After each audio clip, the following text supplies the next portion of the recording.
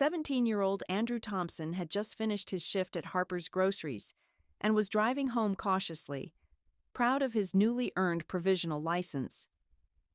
Following the 35-mile-per-hour speed limit on Elm Street, Andrew felt accomplished and responsible, but his confidence was shaken when red and blue lights flashed in his rearview mirror. Confused but calm, he pulled over, only to be accused of speeding by Officer Travis Gardner.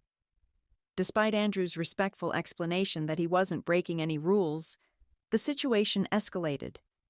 Gardner ordered him out of the car, cuffed him, and took him to the station, leaving Andrew stunned and questioning why this was happening. 17-year-old Andrew Thompson was driving home from his part-time job at Harper's Groceries, feeling proud and accomplished with his newly earned provisional license. He drove cautiously through the narrow streets in his mother's old sedan, sticking diligently to the 35-mile-per-hour speed limit on Elm Street. Suddenly, the flash of red and blue lights filled his rearview mirror, and the blare of a siren shattered the quiet drive. Startled but calm, Andrew pulled over, waiting as Officer Travis Gardner approached. The officer demanded his license and registration, which Andrew handed over without hesitation. "You were speeding," Gardner accused bluntly. Confused, Andrew replied politely, "I'm sorry, sir, but I was driving 35 miles per hour, just like the sign says." Gardner's tone grew harsh, and he ordered Andrew out of the car.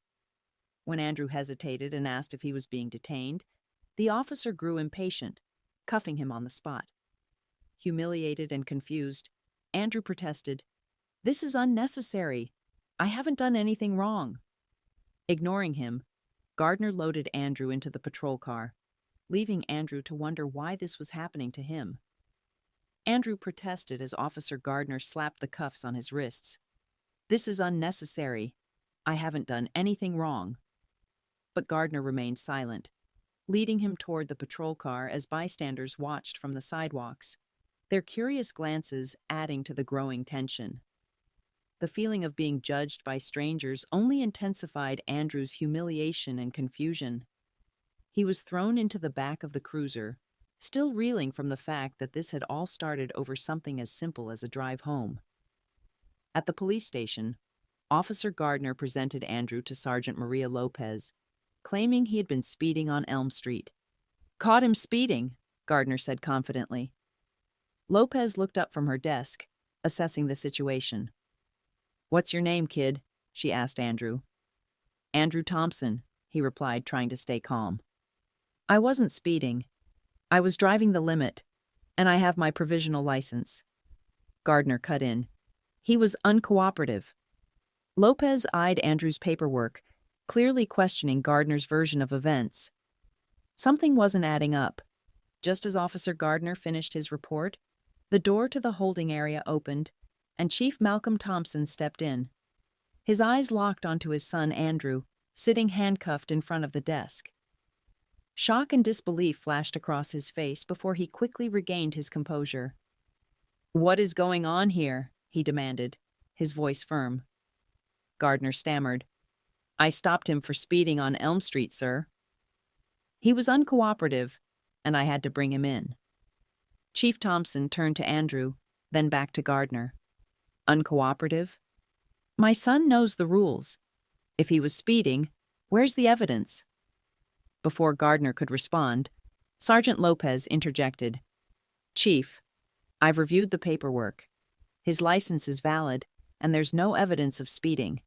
Everything seems in order." The room fell silent as Chief Thompson turned to Gardner. "You didn't think, did you? You just assumed." Lopez unlocked Andrew's cuffs, and his dad placed a reassuring hand on his shoulder. Gardner's actions had been exposed, and Andrew was finally free. Chief Malcolm Thompson immediately confronted Officer Gardner, his voice sharp with disappointment. "You didn't just make a mistake, Gardner. You overstepped. You treated my son unfairly." Gardner shifted uneasily, unable to look the chief in the eye. "Sir, I thought," he began, but Thompson cut him off. "You didn't think. You acted on assumptions, not facts." Chief Thompson then turned to Sergeant Lopez. I'm calling a departmental meeting tomorrow to address this, and will make it clear that behavior like this won't be tolerated. Turning back to Gardner, he added, You're suspended pending an investigation. Gardner stood there, stunned by the severity of the consequences. Once the situation was under control, Chief Thompson turned to Andrew, placing a reassuring hand on his shoulder. No one deserves to be treated unfairly, Andrew. Not you, not anyone.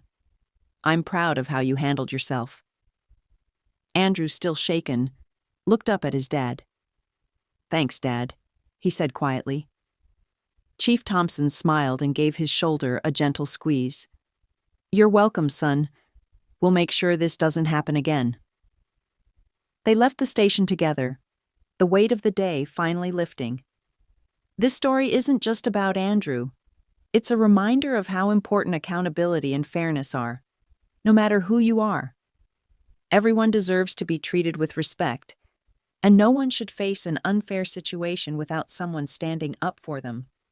What do you think about this story? Have you or someone you know ever faced an unfair situation like this? Share your thoughts in the comments below. I'd love to hear from you. If you enjoyed this video, please like, share, and subscribe for more captivating stories. Your support means a lot. Thanks for watching, and remember to always stand up for what's right.